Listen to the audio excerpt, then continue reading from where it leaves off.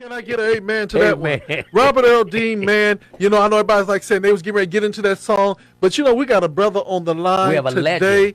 You know, this man is so legendary that the photo behind him It says says it it all. all. Amen, Yes, amen. yes. Robert Earl Dean, who do we have with us today? This man is the light. Uh-huh. Yes, and he is the one and only, y'all, a radio legend. I'm Legend. telling you. Uh-huh. This is the one and only Only in one. and the only one, Yes. Mr. Mike Gamble. Good morning and welcome to the Wake Up Morning Show, my brother. Oh my goodness! I don't know whether I could live up to such accolades and such a honorable introduction, gentlemen. I'm enjoying that when you blessed me, the LA Mass Choir. I said, man, that's 25 years ago at best. Man, and it still gives you chill bumps. Yes. Enjoying every minute of it. Thank you so much for having me this morning. Well, brother, we're going to start off right off the bat and Yes. say, how in the world did you start in radio? Yes. Well, that's a long time ago. My brother, Otis Gamble, the late Otis Gamble, was a radio legend down in Jacksonville, Florida. And I listened to him every day. I wanted to be an architect. That was really what I wanted to be. And I used to listen to my brother on the air and enjoy listening to people calling in. And so I fell in love with that. I used to go down to the radio station and clean up production tape. At that time, a reel-to-reel production tape off the floor. And once in a while, they'd give me an opportunity to go in that production room, and I would be my own DJ. And to fast forward that, my sister-in-law, my brother's wife at the time, was one of the few black female engineers with a first-class license. Many of you don't know what that means. No. First-class license, and during that time was an engineering license. And she started WCLK radio in Atlanta, Georgia at Clark Atlanta University. Wow. So that was where I wanted to start. Fell in love with the radio business in high school, worked part-time on weekends. And in 1983, I worked at the legendary WAOK naturally throughout my college days, 1976 through 1981. But I worked part-time at WAOK and fell in love with that business. 2 years later, I got saved. All right. To Walter Hawkins and that type thing. And quickly, one of my elders told me, hey, you have to pray about whether you can stay with that R&B radio station. I said, that's my job. Right. But the long and short of it, gentlemen, I started in 1985, I think, the radio station literally went from R&B to gospel. Wow. And I became the morning man. I was working under, I don't know whether you know his name, the late Leonard Tippy Calloway. He was a legend in Atlanta radio. And he got a good name, too. Huh? He got a good name, too. I like that Leonard. Yeah, he got a good name. That's Leonard, his right. name. That's his name. Absolutely. But the long and short of it was, I got into gospel radio at that time, labored, tried to understand the business, understand what the difference between gospel radio and regular radio, and had some promotions and some opportunities to move upward. Spent about 15 years with the Sheridan Gospel Network. Wow. They were providing programming for stations all over the country. So that's kind of my background. Now I own a couple of radio stations myself, small internet radio stations myself, and I'm an advisor to several terrestrial radio stations on how to monetize our format without apology, and to represent our audience base as you would anyone else's audience base. And I'm enjoying that in my pre-retired years. Well, I'm getting ready to drop one on you. Okay, you ready for this one? Okay. This is a big one, and only you can answer this one because of your veterantism. Okay. Okay. How do you classify a hit? When an artist come to you and say, man, this is a hit, tell me how you classify a hit. Because everybody got Wow, one. that is a tough question. Let me say that I come out of traditional radio, secular radio. So, you know, you got three kind of hits. You got them that are, them that were, and them that will be. And Okay. I think you're talking about them that will be. And I think I kind of developed an ear for gospel music based on what I recognize as what people like to hear. I'm 62. When I got in, I was 25, 26 years old. I didn't have a gospel music background. I knew the Hawkins, I knew Andre Crouch, I knew those type artists. But I kind of being from a corporate radio structure where research and at that time call out, and perceptual studies were done just to get a feel for what people like versus what I like. I did come to understand that it was a female format, 72% female format, and women were mostly moved by melodic and lyric-driven music. They were a little more into the lyrics and the melody of a song more than men were. And so that was kind of how I started. Then it moved to, let's play the hits, the established artists. And so you kind of develop an ear for, okay, why people like Kirk Franklin? Why do people like Yolanda Adams? Why do people like Slim and the Supreme Angels? And you begin to kind of develop your own ear, for the lack of a better term, for the kind of music, quote unquote, God Radio 1's audience wants to hear. Yes. So let me. You follow me? Yeah. Yes. So let me ask you this question. So at that point, I think I kind of over the years trained my ear and I always observe, listen to stations, great stations like yours and others, and see what's making the Hallelujah format work, what's making the praise format work, and then kind of develop my ear and my pattern of listening from there. So I'm gonna ask you this one, and then I'm gonna pitch it over to Robert L.D. Remember little Kirk Franklin when he first came on the scene? He had done several projects before then. What did Vicky Mack do to kind of flip the game? Because he came with a whole different sound at that time. What did she do to make it work for him? Well, Vicky and I were longtime colleagues and friends when she was doing Light Records, and I was in R&B at the time. But what Vicky did was she was in with the Hawkins family, which represented at that time contemporary gospel music, meaning a departure from traditional, not just traditional quartet, but traditional James Cleveland, Albertina Walker, Shirley Caesar. It was a contrast from traditional, and she occupied, and Kirk went the route. He served, as we know that greatness comes from serving. He served Dallas Fort Worth Mass. He served Georgia Mass, and was a writer and music director, etc. But all along, he had a vision for a younger and appealing style of music, a younger and appealing style of gospel music. It was gospel in that the word was drenched in the very center of it, but he had such a musical background that allowed him to appreciate jazz, R&B, and other types of forms. His vision, even articulated to his wife when he first met her, was, I want to be able to incorporate all these styles of music and appeal to a younger group of people who are not going to listen to, Lee Williams and Spiritual QCs, or, a lot of the traditional flavor songs at the time. So I think, I hope I'm answering your question. Yes, sir, you are. Robert. That his vision all along was to appeal to a broader, younger, skewed audience. And we had to, when Vicky brought it to me and said, Mike, this guy has something I think is incredible. This was mid-95, I think it was. I was in Macon, Georgia with the first FM gospel station there. And my oldest at the time was a high school senior, and my second son was a sophomore. They loved this Why I Sing. Yeah. It became the theme of their high school, which was a troubled high school. Wow. So I said, he's got the anointing. He's got the message. God has sent him with a message to reach out to a younger group. So and that was Vicky's thing. Vicky wanted to reach to a younger audience. She always thought that the older audience would taper off at some point. They were already, for the lack of a better term, they were already captured by God. Now we need to reach this younger group. And that's what I think she did. I want you to pray for Vicky. The last time I saw Vicky, she was wearing Chucks.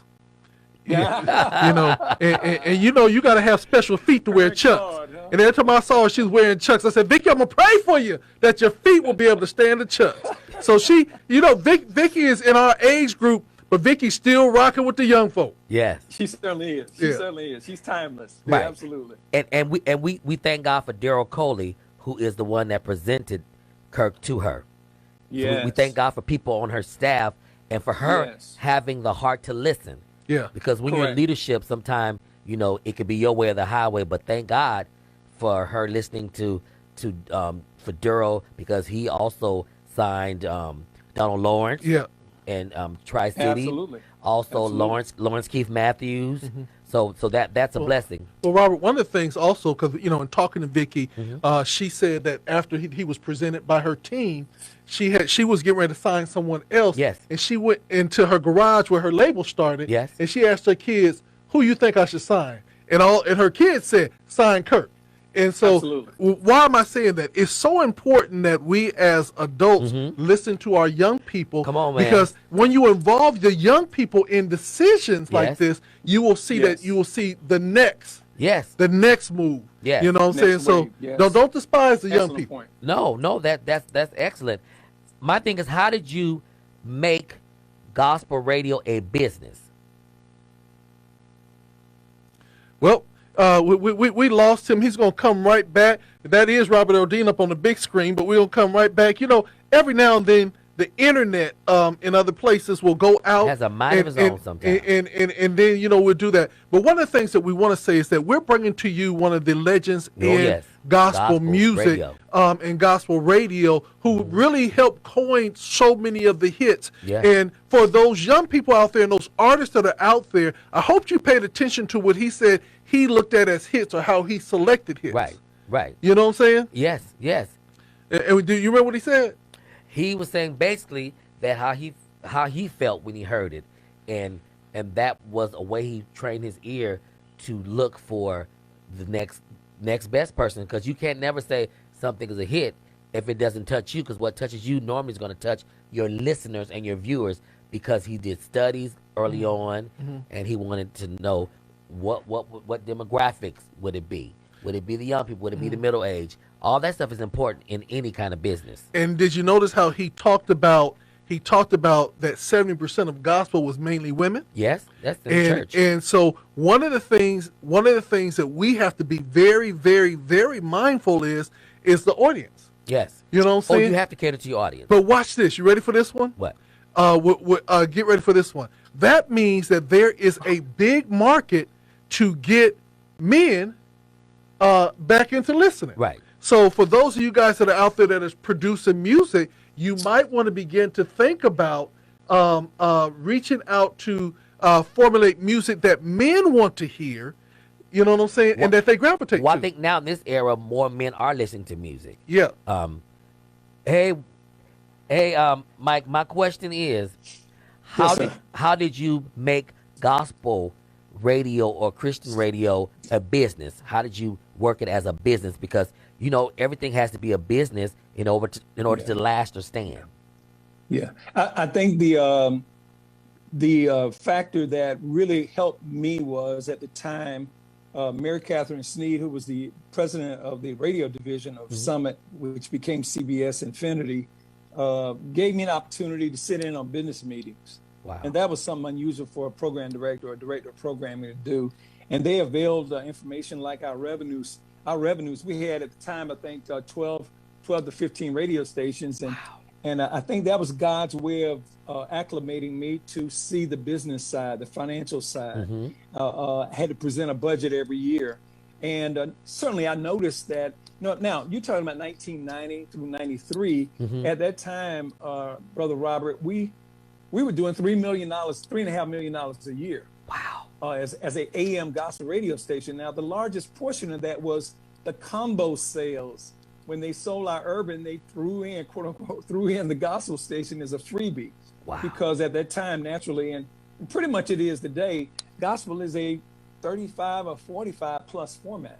It doesn't skew young, even with, I think Radio 1 is doing an excellent job skewing a little younger, because they need that for them to be able to present their entire audience to the advertisers at the table. But for the most part, I began to just zero in on the line item. Where was the money coming from? And at that time, Brother Robert, Dr. T, they were coming from programs, 30-minute broadcasts. Yes.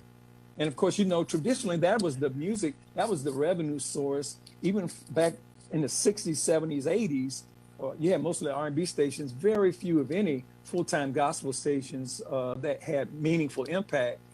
Most of them had ministries on Sundays. It just made sense. Right. And they were making a significant amount of money. But once the Kurt Franklins and the Yolanda Adams, Donald Lawrences of the world in the latter 90s began to hit the scene, And then some of the AM stations that just couldn't do it anymore in R&B began to flip from that to gospel. And they found themselves having this tremendous growth in audience. And at the end of the day, it took me a minute to really distinguish between gospel radio and regular radio, in that gospel radio was pretty much funded and controlled by the gospel record industry. Mm-hmm. And so when I would go to, and you can probably relate to this, we go to conferences, the GMWA, et cetera, it was all mostly music. Yes. They carved out this little section for the Gospel Announcers Guild. Right. The late, great Al Hobbs and James Ballard back in that day. And they saw it necessary for us to get together and talk about gospel music, but that was mostly to get records, to secure a supply of music, meaningful music, and so on and so forth, not to really develop gospel radio as a medium. See, as a medium, radio is not in the same business as records. Records in the selling records business. We're in the selling audiences. Right. business. That's good. So that means that we have to acquire, we have to obtain, maintain, and retain listeners. Wow.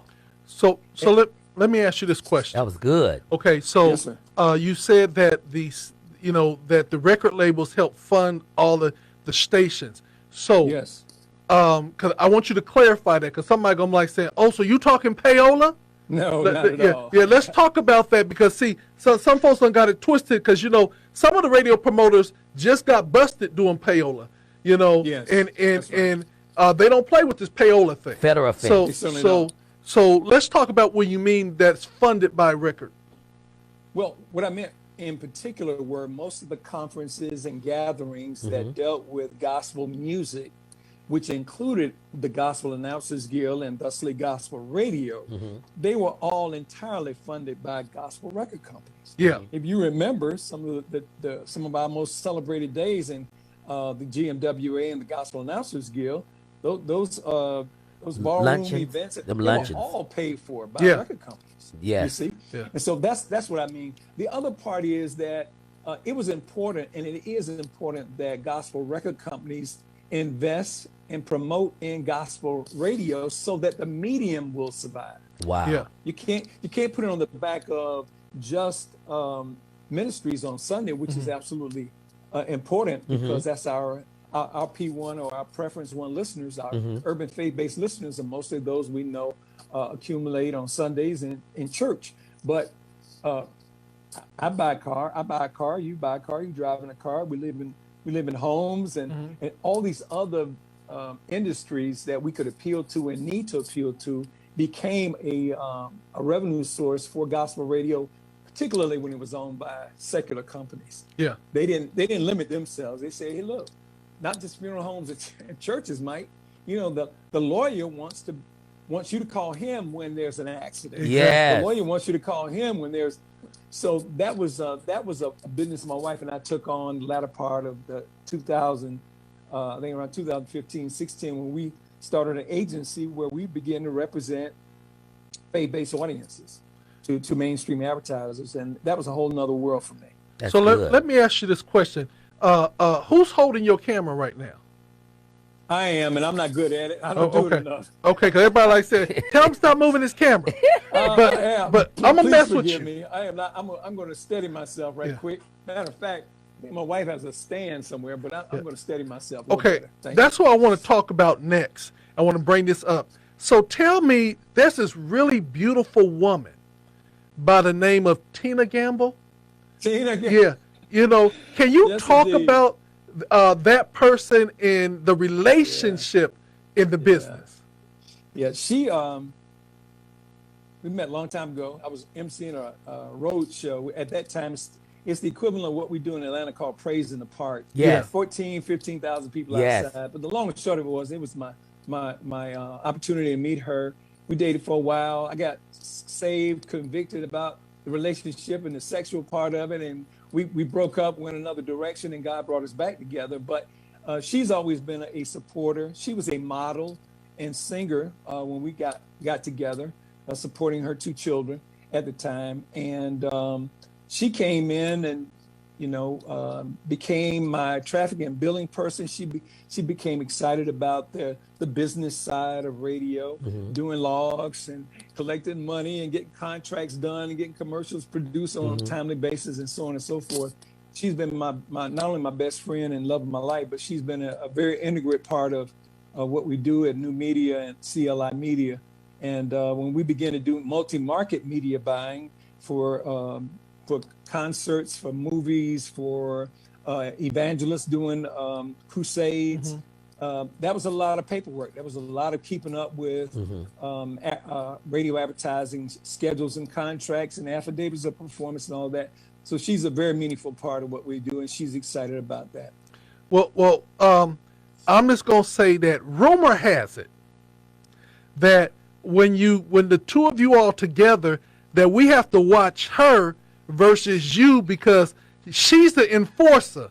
You the front man, but at the end of the day, she's the enforcer, and everybody say you better watch out for TG, because TG ain't nothing nice. She's the one. She's the one. She's let me put it like this, she's very prudent.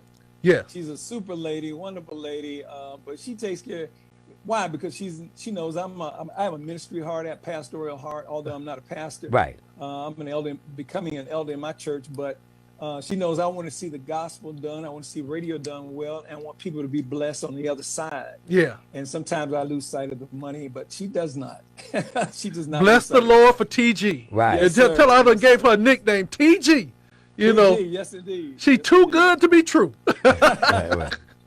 Yes, indeed. Now, my question to you is, how did light come forth? The light, because we hear about the different conglomerates of the light. Yeah, the light was an idea from Sheridan Gospel Network back in the latter 90s. The idea came from the gentleman by the name of Skip Finley, who is a major radio player in the secular radio business. He was very influential in the start of Radio One, American Urban Radio Networks. He was a very skilled Yale lawyer who got into media.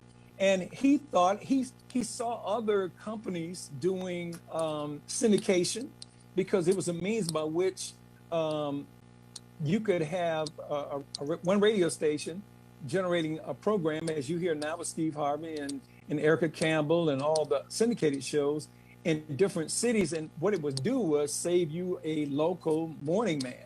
Now, it doesn't work in every market, but it did a significant amount of justice to a lot of local-owned radio stations. And he said, why don't we do a gospel version of that? So he got Dr. Davenport, Ron Davenport Sr. of Sheridan Gospel Network to consider doing a network. They housed it in Atlanta back in the latter 90s, 97, 98, I think. And before you know it, they had about 40 or 50 affiliates around the country, because most owners were not black, they were white. Right. And while some of them, very few of them were Christian, most of them, it was a business. And so they wanted to keep their costs down and maximize this wonderful faith-based, urban faith-based audience. So that was the birth of it. I was operating a station in Macon, Georgia, when they came on. They became a competitor. And 2-3 years after that effort didn't work out, they called me and asked me would I come in and work with them on the light.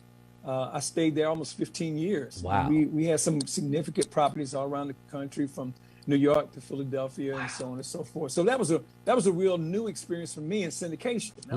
I was like you guys, I was a local radio man for a local market, but I was blessed to be able to understand and be involved and develop syndication of people like Katie Bowe or Darlene McCoy and all these people. They came out of that startup. Wow. The seed planted with Sheridan Gospel Network. And it's been, it's still a great opportunity for people even today to get into syndication.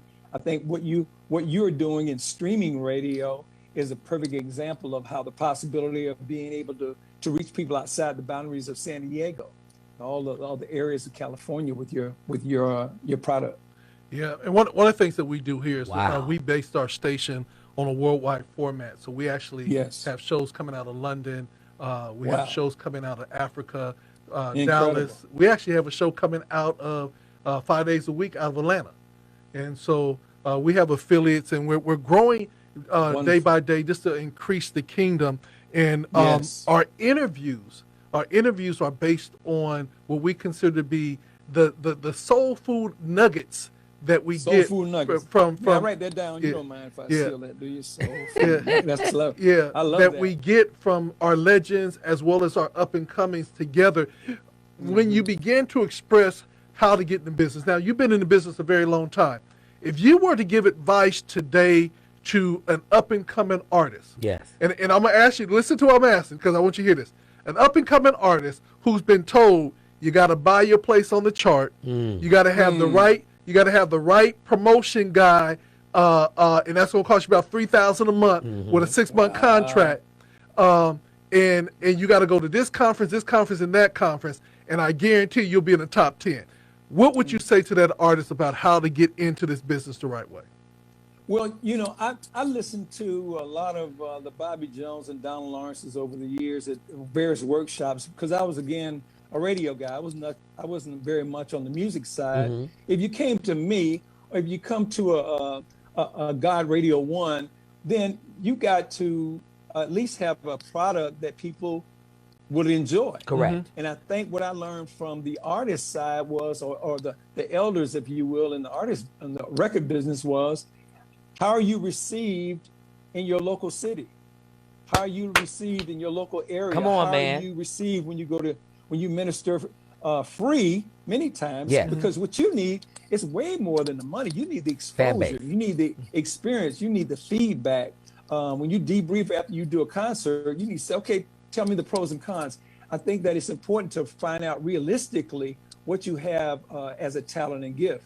I also learned attending many of these conferences that everybody's not going to be a recording artist.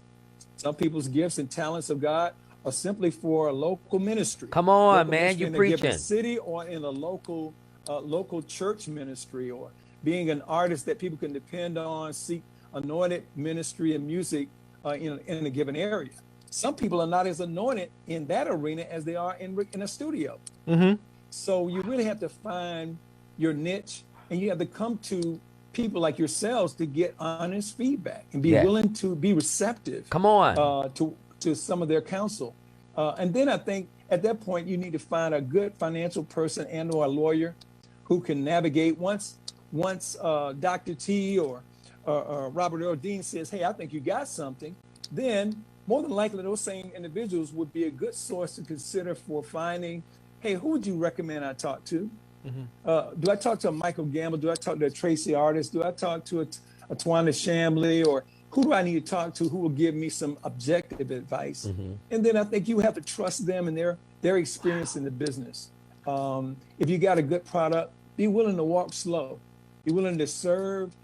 Mary were writers and background singers. Yes, sir. Yeah. That's what they were. Yes, sir. And Kurt Franklin was an accompanist and a songwriter and a musical director before he was ever quote unquote Kurt Franklin. Yes. So I think that's the pattern we can follow. Wow. That before there's Elijah, there was Elisha to Elijah. Come There on. was Joshua to Moses. Come on. So I think we have to be willing to take that same pattern and be patient with God and let him establish a path. Wow. Okay, nugget 1. Do the work at home first and on. establish yourself at home before you try to go outside of home. Nugget 2 is get good advice from people that are in the industry that will give you positive and truthful feedback. Nugget 3, once they give you the go ahead to go, then go and get good financial advice and planning with a lawyer. Number 4, make sure that you're still serving in your local and giving back. That's how you're going to establish yourself. And number 5, not everybody is a recording artist. Your gift might be served best in your own home church. Those are some nuggets. And number 6, go with a slow drive, because I'd rather drive slow and last than to go fast. Like the and tortoise crash. in the hare. Right. Man. Go slow and Amen. lash, or go fast and crash. Give me some of them nuggets. Them nuggets was good. Man. Dr. T and Robert, did you get all of that out of what I said? Yes, sir. Yes, sir. Yes, sir. Because you are, Well, amen. you are, the Lord will use any old thing. you amazing. You're the way you sir. talk and your spirit is Thank so you, sir. refreshing for this industry, because being in gospel both ourselves, it could be a bit kind of rough at times with people, but you have a heart and you can feel it. My question to you is, who are some of your favorite artists and interviews throughout the years of your career? Wow, that's something. Well, let me say this. When gospel really took off, I was more of a PD and didn't have as many opportunities to interview. But Mary by far, hands down, was the best experience I had interviewing an artist. Mary, Donnie McClurkin. They were very transparent. Yes. They were different from what I would have thought.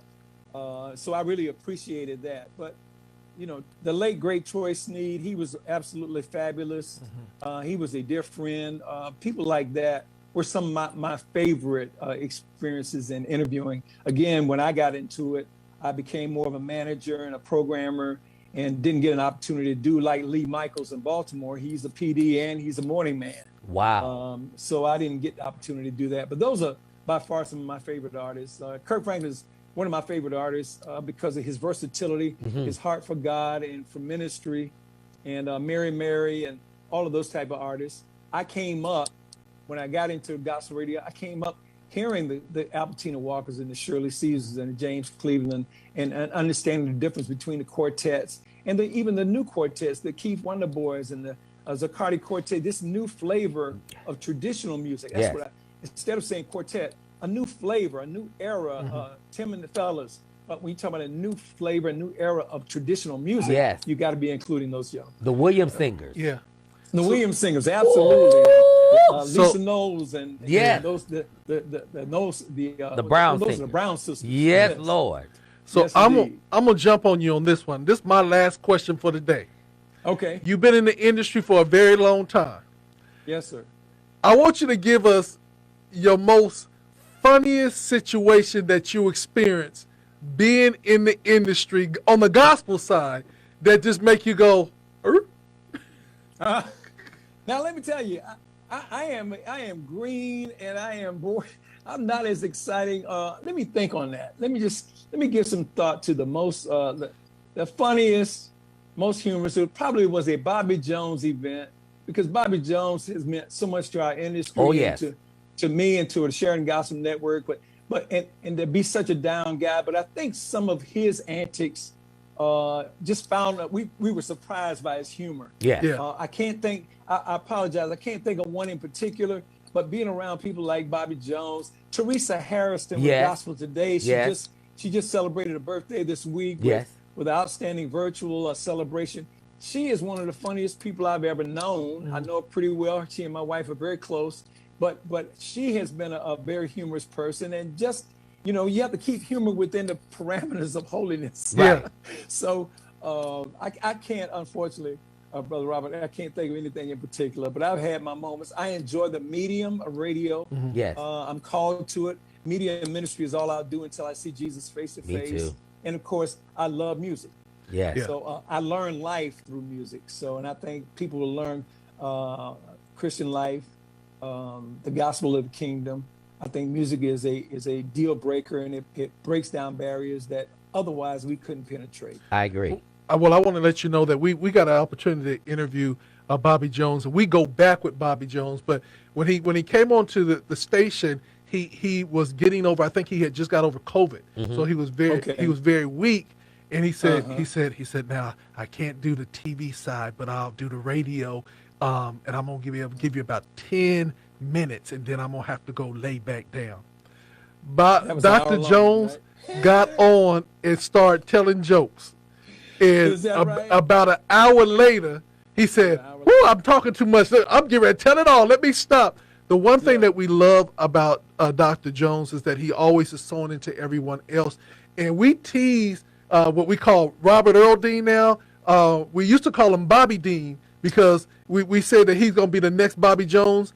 So now, I'm telling you right now, so you'll hear it here first, we're not going to call him the next Bobby Jones. We call him affectionately the Wikipedia of gospel. Wikipedia. Ask him any question about gospel music, the Wikipedia can tell you. So, Robert Dean, you got the last question, and then I'm going to let him hear an artist that I think he needs to add to rotation. Yes.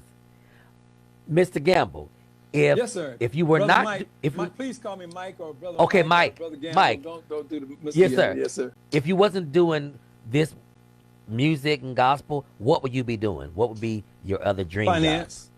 I would be in finance because the financial part of the kingdom of God and what we really need from everything from helping single moms and single couples who are trying to live right, do right by God and their children, need someone who can just give them a little help, a little encouragement, not just prayer and a good word, which are very, very important. Sometimes to be able to give them a financial blessing to relieve the challenges and stresses, along with teaching them how to manage their money and deal with their money. My minor was accounting and finance. You wouldn't know it, just kind of look at my business background. I've had some ups and downs, but I think that would be something I would do. And I would like to be able to fund, God Radio Ones of the world. You guys are inspiring people and future broadcasters, even unbeknownst to them. And if you needed a capital infusion, it would be terrible. All the people all the artists and all that you've helped, it would be unfortunate you couldn't get help from them. But if you got somebody called of God to fund the kingdom, I would like to be one of those. That's what I would do. I would be a man who would, my wife and I was giving before I was saved. The preacher said God wanted us to tithe, and he used to even say, hey, those of you can't start out at 10%, be a Gideon giver and start at 5%. But I believe what he said. I believe what he said. Right. And I did a lot of that on the front end before I got saved. And I can tell you, God never forgets. No, sir. He doesn't. No, he doesn't, sir. Man. And so to be able to be a resource that someone can depend on, people who have money know people with money. Yeah. You have to look at our non-urban brothers and our Jewish brothers and other ethnicities, how they pool money. And I still think we can't give up on ourselves. We have to still be willing to do it, try to do it, give it our best. And I think God will be glorified in that effort. But that's what I would do. I want to say this to you. You made a very pertinent point. There's a black Jewish singer that sounds just like Mahalia Jackson. And he came to San Diego.